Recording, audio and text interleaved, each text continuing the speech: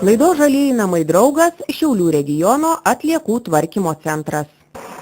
Ne vienas gyventojas pasipiktinęs stebėjo, kaip išrūšiuotos atliekos iš skirtingų konteinerių supilamos į vieną automobilį.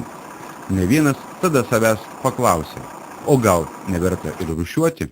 Taip, tai būtent gal žmonėm ir kyla tokie klausimai, mes atliekame darbą, kuris toliau yra nevertinamas. Bet pakol kas šiai dienai iš tikrųjų nėra tiek antrinių žaliavų susikaupę, kad būtų galima paleisti patį surinkimą atskiromis frakcijomis. Tai yra vienas toksai gan pagrindinis dalykas, tai yra išvengiant transportavimo kaštų.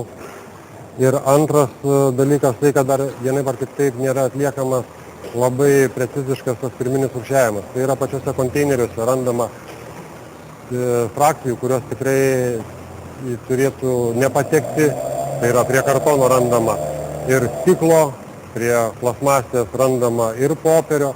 Dėl to vienaip ar kitaip jisai toliau turi būti kruopščiai išrūšiuojamas, kad atitiktų visus reikalavimus tų perdirbėjų, kurie šiai dienai yra nusistovėję ir yra griežti. Dėl to nesvarbu, kad juos supilame mes į vieną, tai yra nekeliauja į sąvartyną, bet vien tik tai dėl to, kad pas mus vyksta išrūšiavimas ir mums yra tai palankiau daryti šiai dienai.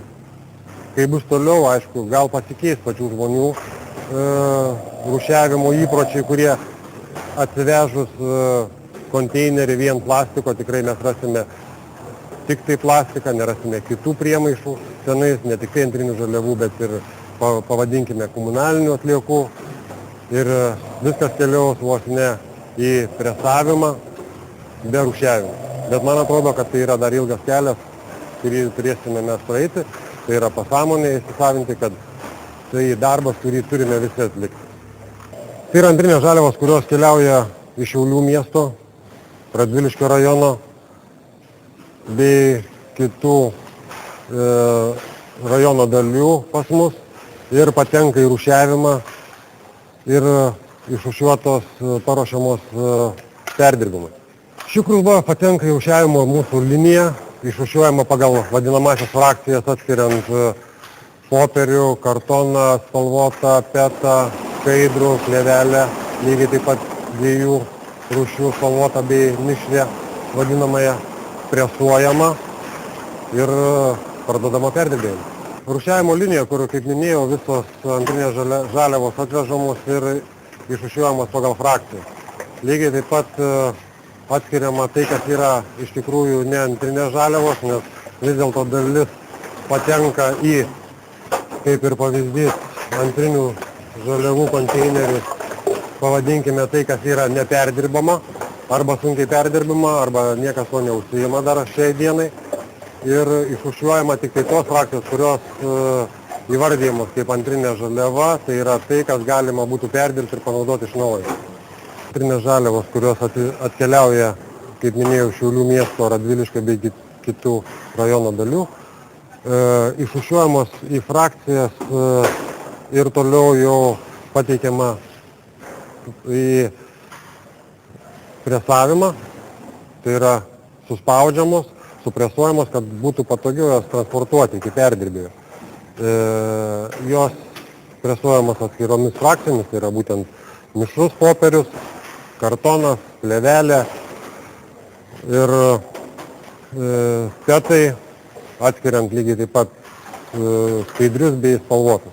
Refinalinė dalis, tai yra antrinės žaliavos, būtent konkrečiai jūs matote spalvotus pet vadinamosius butelius, kurie paruošti perdirbimui. Ir visas kelias nuo surinkimo, atvežimo, rūšiavimo, presavimo bei paruošimo perdirbėjams, kur mūsų panaudotos žaliavos vėl grįžta į ciklą nuo pat pradžių, tai yra į gamybos, tai yra žaliava panaudojama iš naujo. Tai kas bus iš jų padaryta? Vėl buteliai? Vėl buteliai. Grįžta į tą patį ciklą. Plasmas ir dažniausiai visi įsivaizduoja, kad tai yra plėvelė ir vadinamieji petai, tai yra gaivių gėrimų pakuotė. Bet lygiai taip pat plasmasės yra daug rūšių. Ir kiekvienai maisto produkto ar, sakykime, kitų reikmių, tai yra šampūno, plasmasės yra skirtingos. Ir jos lygiai taip pat turi būti išrūšiuojamas, norint jas perdirbti. Ir pavyzdžiui, kaip čia mes matome atskirai surinktos dvi frakcijos, tai yra vadinamieji PP, tai yra maisto produktų pakuotės, nuo majonezo, nuo kečupo, nuo silkių ar mišrainių, vadinamieji vienkartiniai pakuotės. Lygiai taip pat HDPE, tai yra pakuotė skirta šampūnui, plovikliams, higienos priemonėm pakuotė. Tai yra vadinamoji HDPE, tai yra pakuotė, kuri yra atspari agresyviai terpiai. Pakuotė, kurioje laikoma agresyvesnės medžiagos, netgi ir pavojingos medžiagos, bet vienintelis dalykas, kad jos turi būti švarios, tai yra išpiltas visas turinys ir kaip valikliai bent kartą praskalautas vandeniu, kad iš jos nebetekėtų naudojama prieš tai medžiaga.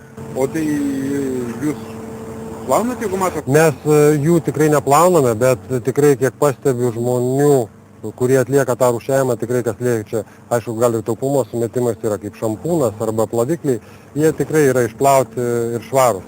Žmonės ištuština iki paskutinio lašo. Taip sakant, taip yra pigiau. Taip yra pigiau.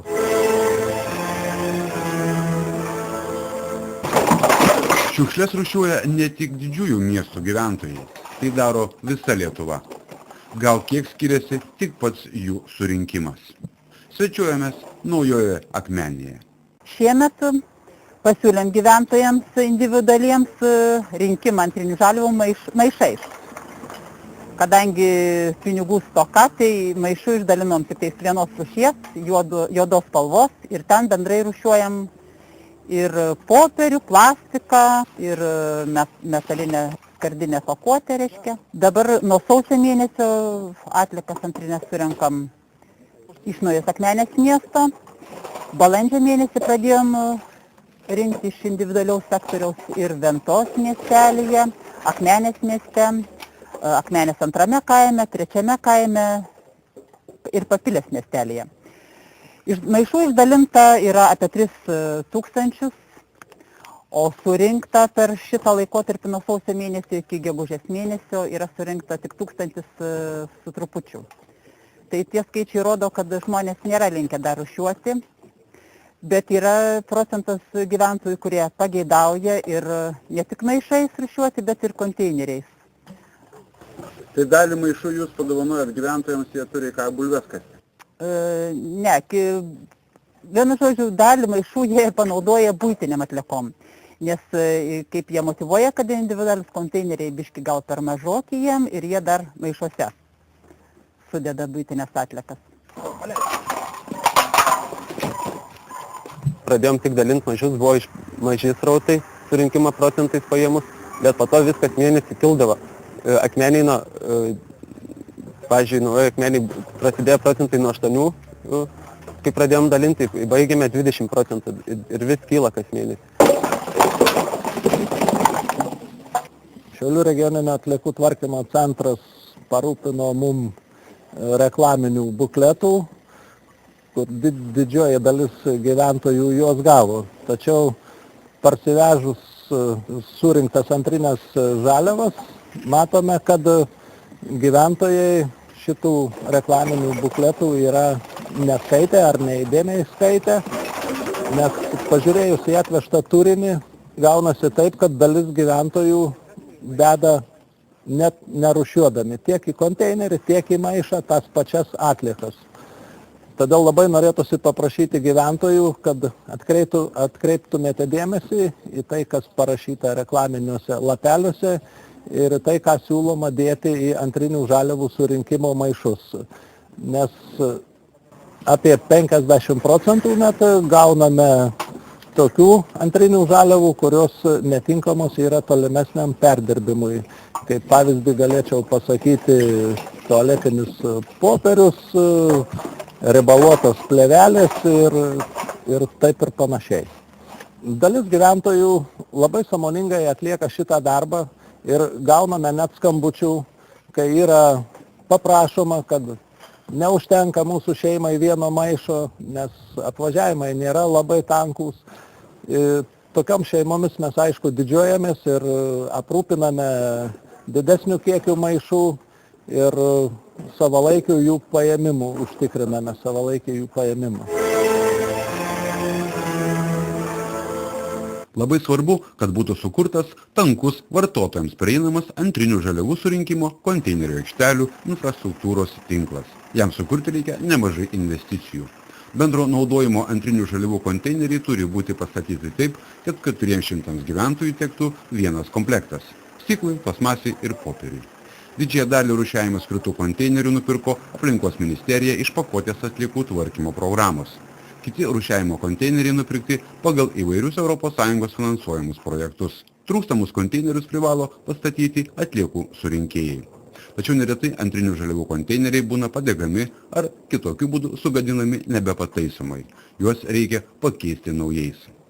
Todėl Aplinkos ministerija pernai paskelbusi naująjį antrinių žaliavų konteinerių pirkimo konkursą iškėlė didelius reikalavimus jų kokybei dėl degumo ir atsparumo deformacijai. Šiuo metu Šiaulių miesto ir rajono, Pakruojo, Kelmės ir Radviliškio savivaldybės pasiekė 609 nauji rūšiavimo konteineriai, kurie artimiausių laikų bus pastatyti gyventojams patogiose vietose. Laidą Žalieji namai